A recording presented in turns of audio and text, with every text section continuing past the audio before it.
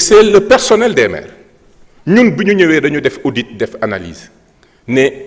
am na 1000 et quelques yoo xam ne municipalité mën nañ fay am na 6000 et quelques yoo xam ne nañ def audit physique accompagné des gouverneurs collectivité locale yi nga xam ne nag xam nañ ne am nañ ay jafe-jafe ku ci am jafe-jafe na bind ministère bi ñu accompagner ko donc ñun ci stratégie bi ñu teg dafa leer mais nag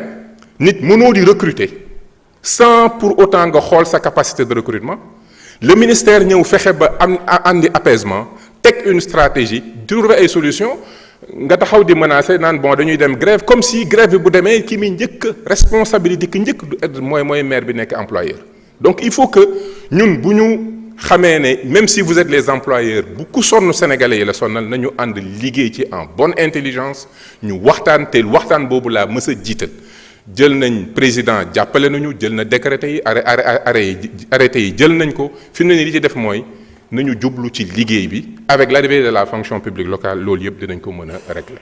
mais processus la na ci ñëpp jàpp parce que ñun ñëpp la concerné.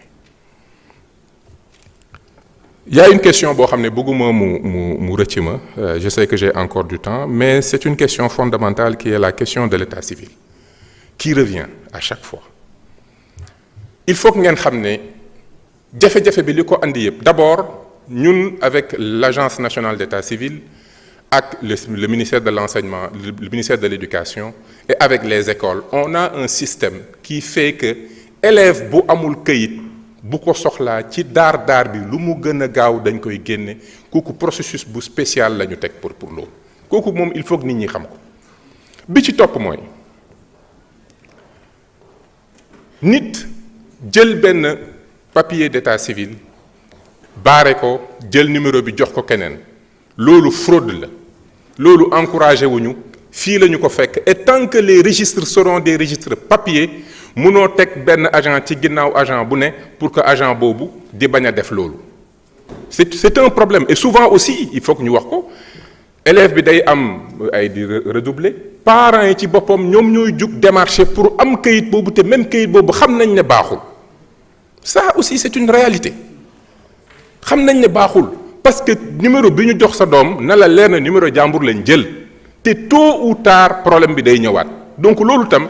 régler problème bi tam mi ngi bokk ci sensibilisation ak éducation may féliciter le DG on a fait une semaine boo xam ne bu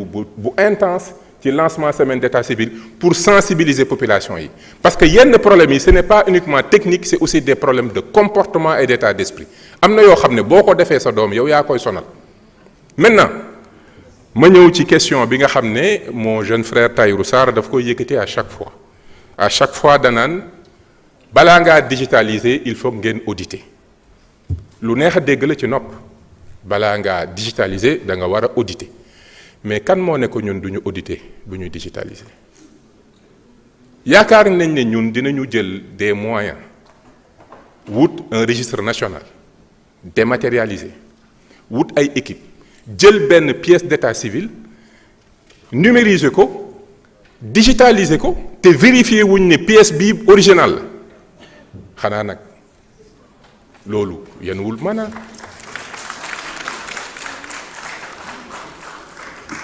registre parce que nag digitalisation bi d'accord mais li ñu war a xam mooy d'abord travail d'archivage la et de restitution des registres c'est du sérieux registre bu ñu ñëw gis ne registre bi dafa yàqu dañ koy reconstituer te loolu xam-xam la reconstitution document yooyu ba noppi ñu vérifier ndax pièce bii baax na bu baaxee ñu door ko numériser door ko nag intégrer ci base donc la digitalisation intègre l'audit en même temps loolu il faut que vraiment une bonne fois pour toutes ñu nangu ne loolu mooy li nga xam ne man loolu laa fi fekk bi ma ñëwee dama dem ci centre bi nga xam ne moom mooy def la digitalisation toog ak agent yi dugg xool liggéey bi ñuy def ba mu leer ma ne bés bu ñu góorgóorlu ba 30 millions de pièces d'état civil yi aujourd'hui les 20 millions de pièces d'état civil dugg na ci système bi Sénégal nous sommes 18 millions de Sénégalais mais entre les naissances les décès et les mariages nous avons environ 30 millions d'actes 20 millions yi tey numériser nañ ko ba digitaliser ko mu des benn 10 millions boo xam ne bu ñu ko xasee dugal suñu pièces yépp ci système bu sécurisé bu audité lay nekk loolu foofu le défi bi nekk mooy nekkal deux bi nga xam ne ñu ngi mener ay négociations avec l'Union européenne parce que mooy suñu partenaire ci question boobu ba normalement nous devrions avoir les financements am na liggéey bu rëy bu ñu ciy def bu sottee incha allah dinañu continuer numériser toutes les pièces vérifier toutes les pièces numériser ko digitaliser ko intégrer ko ci base données bi may wax tam ne am nañ application mobile boo xam ne développé nañ ko pour que nit ki foo mën a ne même bu nekk yaa ngi Dakar sa pièce d'état civil nekk Diourbel ci application boobu mën nga ko demander loolu def nañ liggéey bi yépp li ci des rek mooy loi bi ñuy may ñu mën a gérer les données d'état civil à partir des nouvelles technologies loi boobu faaw ñu andi ko fii ñu gën leen a leeral yéen députés yi ngeen voté loi bi su ngeen ko voté di ngeen gis ne dinañu mën a imposer toutes les municipalités ñuy utiliser le RNEC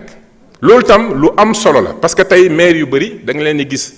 ñoo xam ne mën nga leen a former mais comme amuñu obligation bi mën nañu continuer di jëfandikoo registre physique yi mais bu ñu demee ba loi bi jàll c'est un logiciel de gestion qui sera un logiciel de gestion municipal qu'on impose une application pour les usagers même clinique yi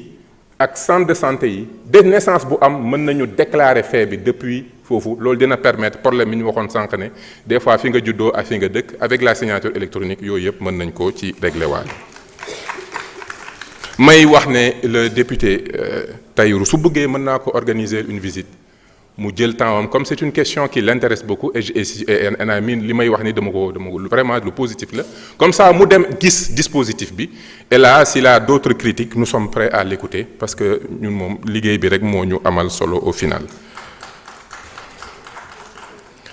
wax nañ la question des pôles territoires la question de l'acte 4 de la décentralisation.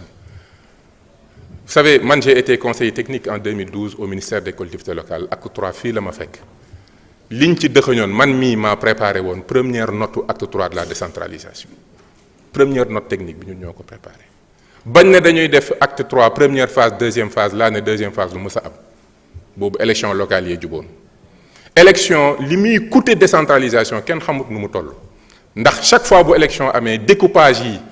yi ngeen di jàmbat yépp ci lañ koy xewe kenn ku nekk di découper selon li ko intéressé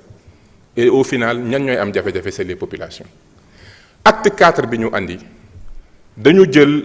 15 points techniques de réforme 15 points techniques ñu waxtaane ko ba élu yépp nangu ne 15 points yi 15 points yu am solo la waxtaane nañu 8 yi 7 yi ci des dinañ ko waxtaanee ci diggante décembre ak janvier bi bu ñu ko tënkee on va sortir le premier draft ci acte 4 la décentralisation mu nekk nag acte boo xam ne acte li muy andi mooy comment amener une gestion beaucoup plus technique des collectivités locales comment amener une municipalité à ce que mu am une viabilité intrinsèque am une capacité d'offre de services avec même des services très précis lan la population bii dem ci mairie lan la fa war a fekk ci offre de service da ngay ñëw ci mairie ñu ne la bureau maire baa ngi nii salle de réunion baa ngi nii ma ne leen population yi fu ñuy toog bu ñu ñëwee gisuma ko. Qu'est-ce que vous offrez comme service? La décentralisation. Une municipalité, c'est pas pour que Pathé nekk maire wala Ndiogu nekk président. Non, une municipalité c'est pour offrir du service. Nit ki soxla ay pièces d'identité, soxla permis. Même demande de passeport, nit mën na ñëw ci municipalité, ñu jël sa demande envoyer ko service centraux ñu traité ko envoyer ko. Donc l'offre de service amener l'État au cœur des territoires à travers une logique d'une décentralisation qui vise l'offre de service. Loolu mooy l'idée xolu réforme acte 4 mooy créer des municipalités qui donnent du service. Loolu lañ ci jublu. Tey bëri na question yu ñuy soulever. Ñu bëri wax nañ fi la question des inondations. Mais inondation yi tey municipalité boo xam ne amoo un bureau technique avec un ingénieur génie civil capable de faire certains travaux lu bëri war nga ko mënoon régler mais compétence boobu amul da ngay dem ci municipalité boo xam ne naan la sama projet stade bi man maire bi maay obligé di suivre les travaux parce que awma personnel technique bi nga xam ne moom laa war a am pour lépp luy urbanisme aménagement travaux génie civil et pourtant loolu la Sénégalais yi soxla ku leen defar seen trottoir yi cadre de vie yenn petits travaux yu sew yi loolu normalement municipalité bu viable war na ko mën a def foofu lañ bëgg a yóbbu suñu décentralisation. Vous avez 15 minutes de plus. Très bien.